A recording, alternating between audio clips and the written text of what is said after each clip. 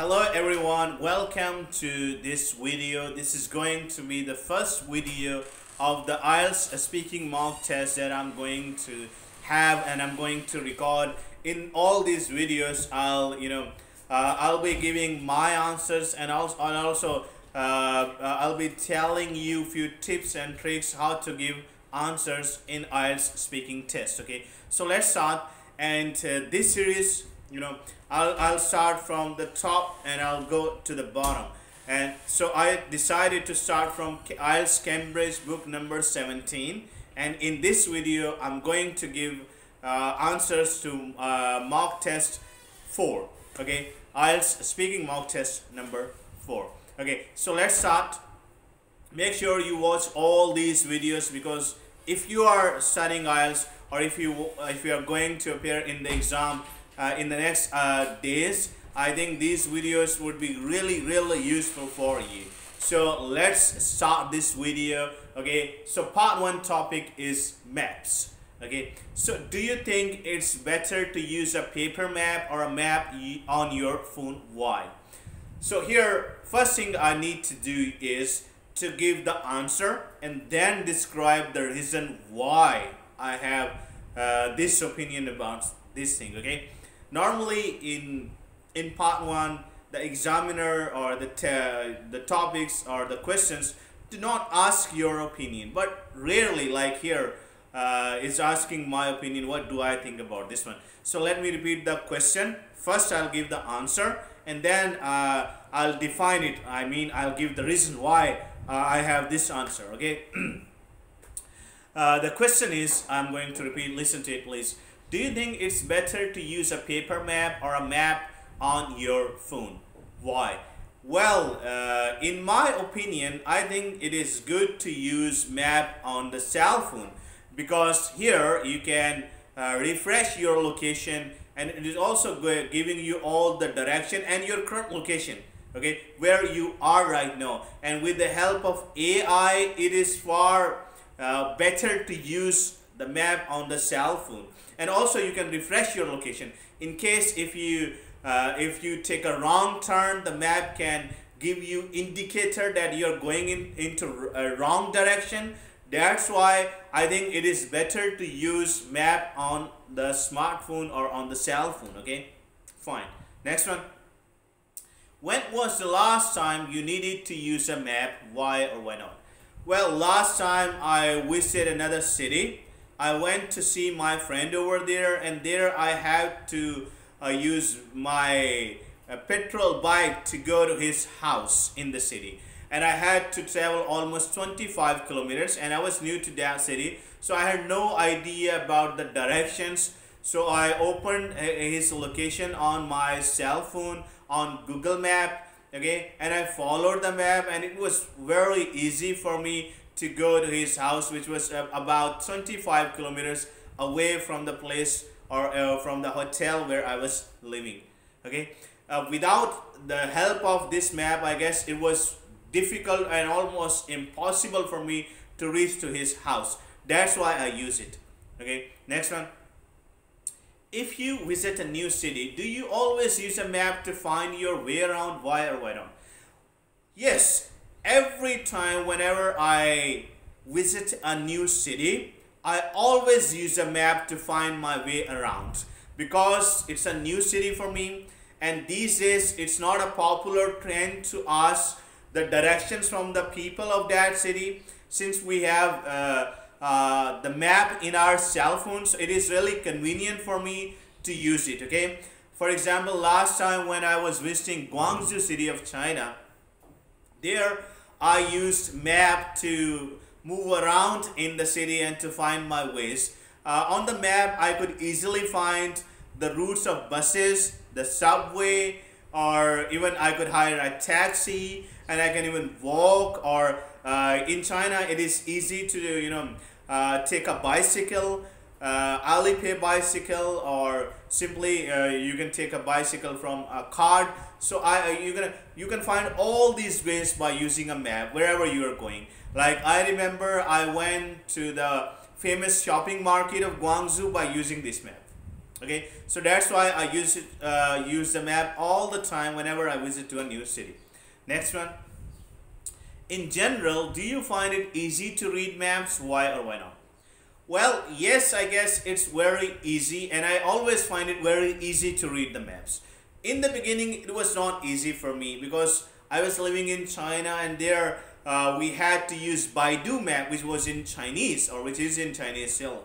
Okay, though I'm not living there, but it's still in Chinese. Okay, so it was difficult to read out the Chinese characters and find the directions. But since I've been using that map for almost 6 to 7 years, so it's easy for me to read out the directions, especially with the help of AI and the advancement we have in technology these days, because I always use the map on my cell phone. It's very easy because the AI is telling you what is the right direction, how far you need to go this way, and from where you need to take a turn. So it's very easy for me to read a map. Okay, next one. Describe an occasion when you had to do something in a hurry. You should say what you had to do, why you had to do this in a hurry, how well you did this, and explain how you felt about having to do this in a hurry. This is part 2, and here the examiner will give you 1 minute to prepare, and he will give you a paper and a pencil. There you can make some hints, some notes if you wish to. Okay, and the question would be right in front of you. Part 1 questions and part 3 questions you cannot see, only you can listen the question from the examiner. But here in part 2 he will hand over a paper. There the question would be written, and then he'll give you an empty paper. There you can make some notes and hints if you want to. Okay, so let me give answer, and I'll not take a break, or I'll not use 1 minute to prepare. I'll just simply start. And in this part you need to create a story or tell a story. Okay, you should be good at storytelling. If you are good at storytelling, then this part is easy for you. Normally you need to speak for 2 minutes, but I'll speak for more minutes, so you can get more ideas how you can reply to the questions in part 2. So let me just repeat the question and start my answer. Describe an occasion when you had to do something in a hurry. Well, it was about 2 years ago when I was coming back from China at Guangzhou airport. When I was at the immigration center, I found out that I had to, that was COVID time, so I had to fill an online form of immigration that I'm traveling to Pakistan, and there I needed to declare that I have taken the COVID vaccine and I do not have any travel history to the affected places or areas. Okay, I had no idea about this form, so I hadn't filled it. So at the right counter, at the counter, the immigration guy asked me, show me the online form that you have filled so I can issue the boarding pass to you. So I was surprised because I had no idea. So I asked him what kind of form is it and where I can fill it. He just told me that you need to go to the immigration website, and there you will find the link and all the information. After filling it, you need to take a printout to me, or either you can show it to me in your cell phone or in your laptop. So I was a little bit confused about this. But anyhow, suddenly or quickly I opened my laptop and I moved to one corner. There I sit, and I was quite nervous at that time because I knew the time was really short. I needed to do this process as soon as possible because the line was too long, and if I took a bit longer time, then I might not be able to get on the plane, and in this way I'll miss my flight, and I'll lose a lot of money. So I sit there. Quickly I opened up the website, and due to hurry and due to shortage of time, it was very difficult for me to focus. But I tried my level best to focus, open up the website, and it was quite quite slow, so I had to refresh it many times. And then I just created my account over there, filled up the whole form in just a couple of minutes, I guess. and then I somehow, when I was about to enter my details and complete my online submission, and the internet was lost, so I had to redo it again. So I think I did it 3 times within 5 minutes.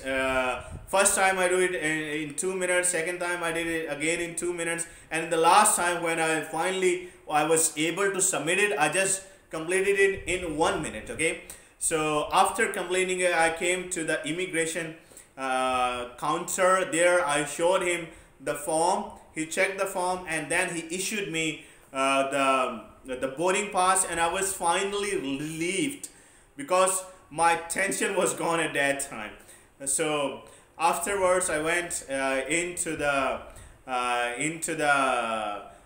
air terminal where I had to take the plane, and I was quite happy afterwards. So this was the time when I did something in real hurry, and I still remember this time because I was really nervous and confused at that time. Okay, now here I spoke more than 2 minutes, I guess, so you can take more ideas how you can tell the story. And this actually happened with me at the airport a couple of years ago at Guangzhou airport. Okay, now let's move on to part 3. Okay, so part 3 is a discussion topic. Normally the examiner is going to ask you some questions, and here you need to give your opinion about something, and also you need to develop your ideas completely. Okay, if you have not developed your ideas here, it would be difficult for you to convince the listener that what you are saying is actually right. Okay, so need to give your opinion about something. Remember this thing when you are answering part 3 questions. Okay, so here one more thing I also mentioned in the last video when I was introducing the IELTS speaking test, that part 3 is always related to part 2. So in part 2, like today, we talked about doing something or an occasion when we did something in real hurry. So here the questions would be related to this one.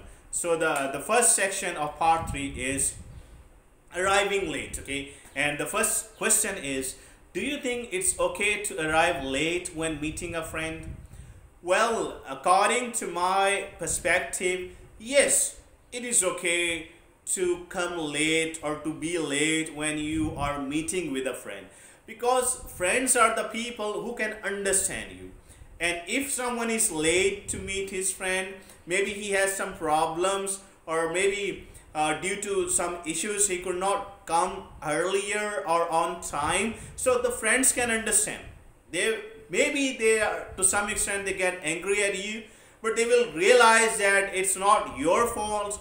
You were involved in something, or you were stuck in some situation, that's why you are late. But if I talk about other people who are not your friend, for example, if you have an official meeting, a business meeting, maybe your partner, he will think that you are not a punctual person and you are not a responsible person, and he may not understand your situation, and that's why he may not even continue having business relationship with you. Okay, but as far as friends are concerned, I guess they can understand your situation, and they're willing to accept your excuses, whatever you have. Okay, so in my opinion, it is okay to be late when you are meeting with a friend. Okay, next one. What should happen to people who arrive late for work? In my opinion, okay, these kind of questions you can use. In my opinion, from my perspective, I think, I believe, to me, to my way of thinking, whatever, these kind of connectors or these kind of words or phrases you can use to start your answer. Like in this one, I will say, let me just read the question and then I'll start my answer again. Okay, what should happen to people who arrive late for work? Well, in my opinion, I guess these kind of people should be punished. They must be given some punishment, like maybe in the form of penalty, or they should be asked to work overtime, because arriving on time at work is very important. Because if you are late, it shows that you are not responsible person, and also you are not fair with the work, and due to that maybe you and the clients or the other people, they are facing some problems. For example, if you're working in a public office, like in passport office, okay, there, if you are late, there would be some clients who have been waiting for you. So overall, your reputation is ruined. The institution reputation is ruined in this case. So if you are not punished, or if this kind of person is not punished in the first stage, then again he might come late, and in this, or maybe he'll become habitual. Okay, so I guess someone should be punished if he is late. And the reasons, I guess, these days people, they tell when they are late, I guess they are just habitual, because sometimes maybe they are having breakfast, so that's why they are late, and they are having breakfast in front of TV. So it occupies more time to have breakfast, having breakfast in front of TV than having breakfast without watching TV. So these kind of excuses someone have. So if, I guess, there is no punishment, then they will become habitual. That's why, in my opinion, they should be punished. So they should learn, or they should understand the importance of time, and next time they should not come late at work. Okay, next one.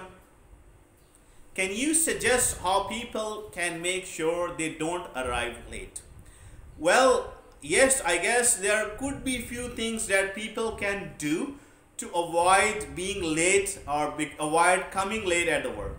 For example, they should arrange their timetable in a proper manner. Like if someone's duty time starts at 9 o'clock and the distance from his home to the workplace is 15 minutes, then instead of coming out of house at 8:40 or 20 to 9, I guess this person should start his journey from his home around 8:30 or 8:25.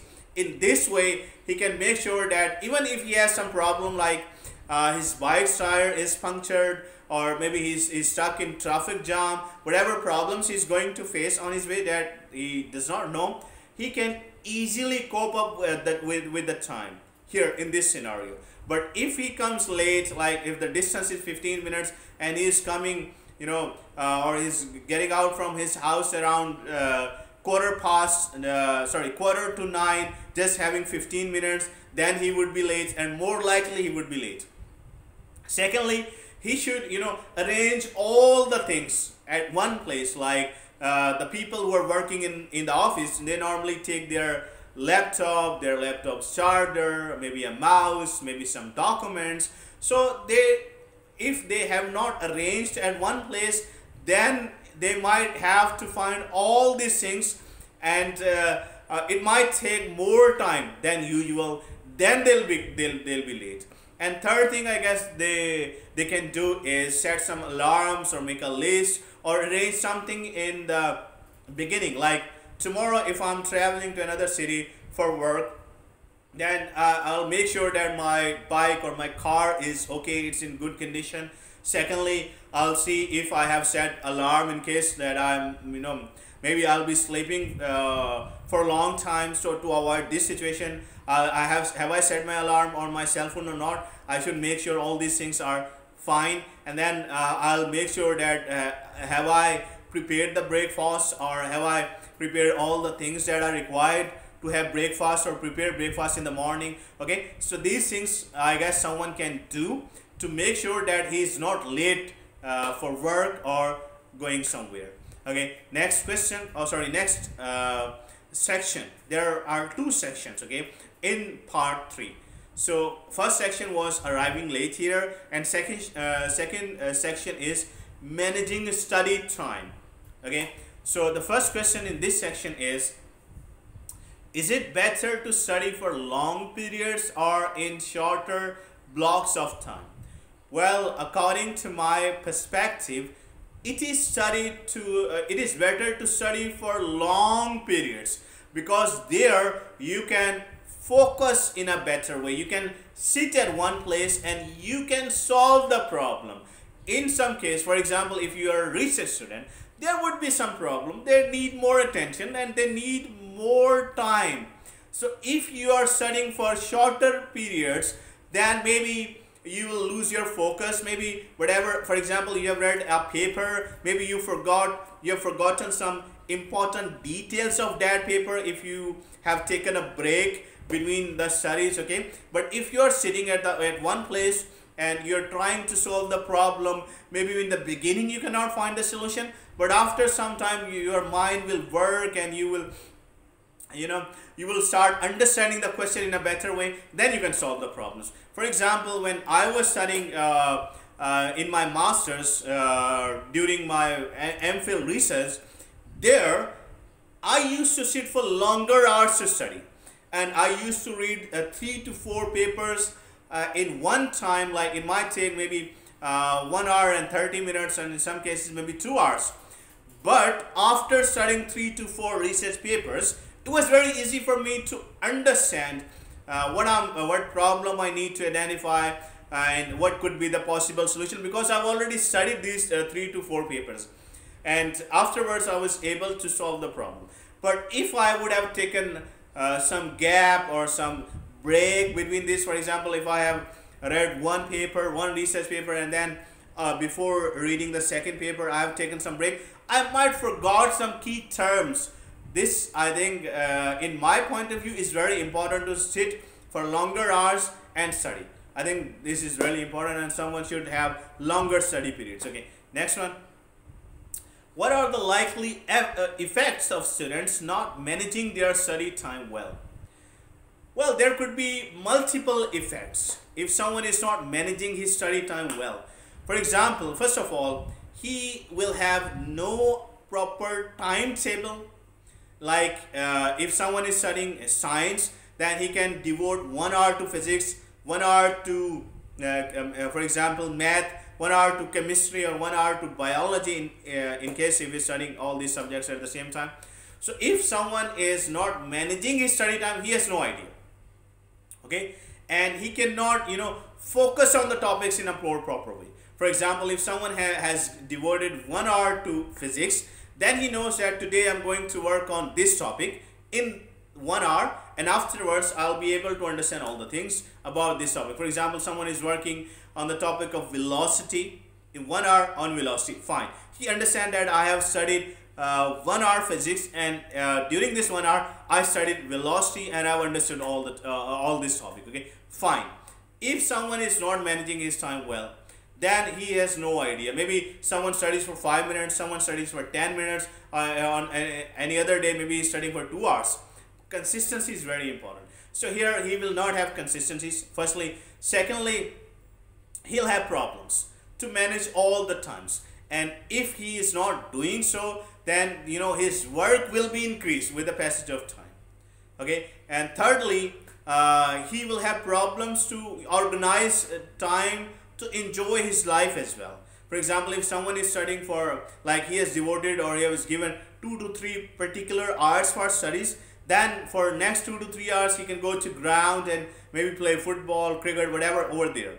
But if someone is not managing or organizing his study time, then maybe because of problem, because of pressure, he cannot go outside and enjoy the game. So I think these are the effects of the students, or for the students who are not managing their study time well. Okay, next one. How important is it for students to have enough leisure time? Well, in my opinion, it is really important not only for the students but also for the working people to have enough leisure time in their life. If they do not have, particularly the students, enough leisure time in their lives, what will happen? They will be exhausted, their mind will stop working, and due to studying, maybe they cannot understand and perform, they cannot understand the things in a better way, and they cannot perform well in their studies. Okay, so if they have enough leisure time, they can go and they can play some sports, they can spend some time maybe in swimming, or they can spend some time playing cricket, whatever. So this will provide them some leisure time will provide them a chance to escape from their hectic study routines, and they can refresh their mind, they can refresh their mentality and everything. So afterwards, they can perform better, they can focus in a better way on their studies. For example, I have seen some students, like one of my friend, we call him bookworm, bookworm, and every time he was studying and he did not have enough layer time in his life. After a week, he could not even focus during the lectures. So he has no idea what was going on in the class. So I guess if he would have taken enough layer time in his life, then he wouldn't be facing these problems. So to me, having enough layer time in students' life is really important. So this was the whole speaking test. This was IELTS Cambridge book number 17, test number 4. And today in this video, I covered the whole speaking test, okay? And I'll be recording more videos about speaking tests in the future, and I'll be uploading on my YouTube channel. If you cannot understand something, or if you have some problem, you're welcome to ask me, okay? And I'll also write down all these questions in the description section, so you can have a look at the questions and you can compare my answers, you can prepare your answers, okay? I've given some tips and tricks, okay, and I also gave you sample answers. I'll see you in the next video. In the next video, I'll record the IELTS book 17, test number 3 of speaking, okay? So I'll see you in the next video. Bye bye. Take care of yourself, take care of your families, keep learning well. Bye bye. I'll see you in the next video.